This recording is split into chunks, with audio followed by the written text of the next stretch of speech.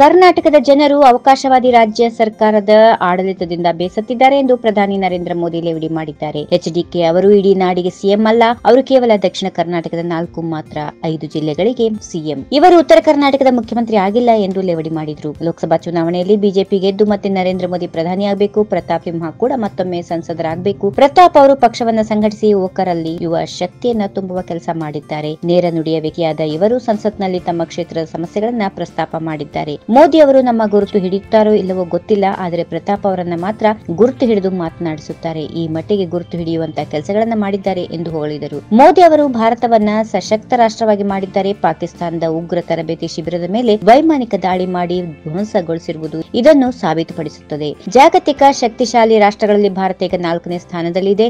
ಮೋದಿ ಮತ್ತೊಮ್ಮೆ ಪ್ರಧಾನಿಯಾದರೆ ದೇಶವು 1ನೇ ಸ್ಥಾನಕ್ಕೇರಲಿದೆ ಎಂದರು. ಇನ್ನು ಯುಪಿಎ ಸರ್ಕಾರದ ಭ್ರಷ್ಟಾಚಾರದಿಂದ ಭಾರತ ಜಾಗತಿಕ ಮಟ್ಟದಲ್ಲಿ ತಲೆ ತಗ್ಗಿಸುವಂತಾಗಿತ್ತು. ಆದರೆ ಎನ್ಡಿಎ ಸರ್ಕಾರದ ಸಾಧನೆಯಿಂದ ಈಗ ಭಾರತೀಯರು ತಲೆ ಎತ್ತುವಂತಾಗಿದೆ ಎಂದು ಅವರು ಮೋದಿ ಅವರನ್ನ ಸೋಲಿಸುವ ಕಾರಣಕ್ಕೆ ಸಣ್ಣ ಪಕ್ಷಗಳು ಮೈತ್ರಿಕೂಟ ರಚಿಸಿಕೊಂಡು ಒಂದಾಗಿವೆ. ಪ್ರತಿಪಕ್ಷಗಳ ಈ ಷಡ್ಯಂತ್ರಕ್ಕೆ ಬಿಜೆಪಿ ಕಾರ್ಯಕರ್ತರು ತಲೆ ಕೆಡಿಸಿಕೊಳ್ಳಬೇಕಾಗಿಲ್ಲ ಎಂದರು.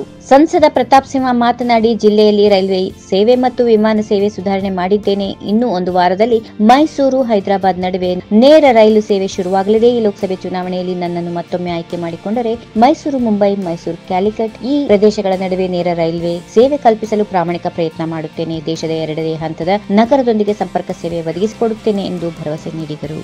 ಈ ವಿಡಿಯೋ ನಿಮಗೆ ಇಷ್ಟವಾದಲ್ಲಿ ಲೈಕ್ ಮಾಡಿ, ಶೇರ್ ಮಾಡಿ, ಸಬ್ಸ್ಕ್ರೈಬ್ ಮಾಡಿ.